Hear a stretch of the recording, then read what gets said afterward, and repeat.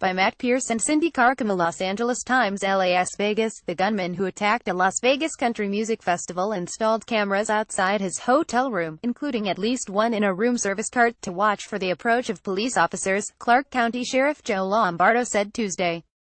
Officials still haven't offered a motive for why Stephen Paddock, 64, of Mesquite, Nev, opened fire at a concert across the street from the Mandalay Bay Resort and Casino Sunday night.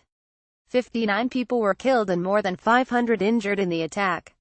But additional information obtained by investigators revealed the extent to which Paddock apparently pre-planned extensively for the attack, Lombardo said.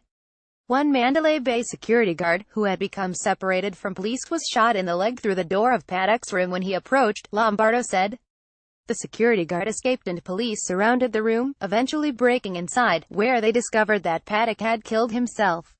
Lombardo said that Paddock's girlfriend, Mary Lou Danley, was still out of the country and was in the Philippines, but that authorities were hoping to talk to her soon. Some news reports, citing anonymous law enforcement officials, have said that Paddock wired $100,000 into the Philippines in the week before the attack. The mass shooting has launched another debate over access to guns in the United States.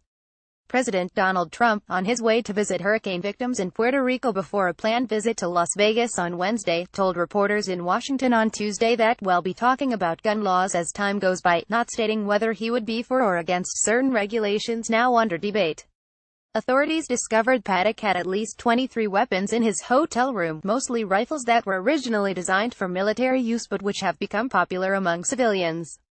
Paddock had been able to squeeze off a rapid stream of what sounded like fully automatic fire at the defenseless concertgoers at the outdoor Route 91 Harvest Festival across the street.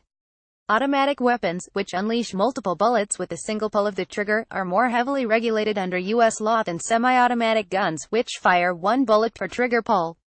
But they are not banned outright. At least one of Paddock's rifles had been modified with a legal bump stock-style device that enables the shooter to rapidly fire off rounds without actually converting the rifle to a fully automatic weapon, one federal law enforcement source said.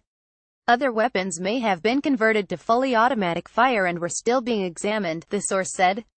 The shooting generated comments by one of the survivors of the attack, country musician Caleb Keeter, a guitarist for the Josh Abbott Band. I've been a proponent of the Second Amendment my entire life. Until the events of last night, Keeter wrote in a message he posted to Twitter.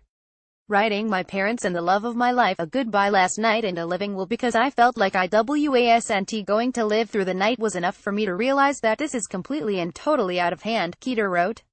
These rounds were powerful enough that my crew guys just standing in close proximity of victim shot by this coward received shrapnel wounds.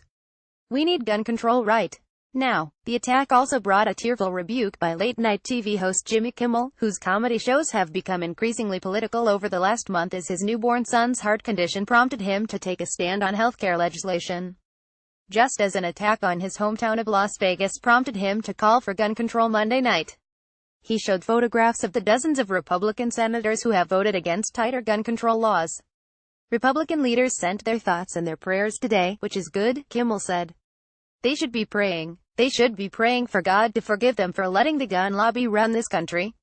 Most read among the 22,000 watching Jason Aldean when shooting erupted. Policeman sexually abused, raped multiple children between 2000 and 2003. You have to be asking what is causing the craziness between the U.S. and North Korea.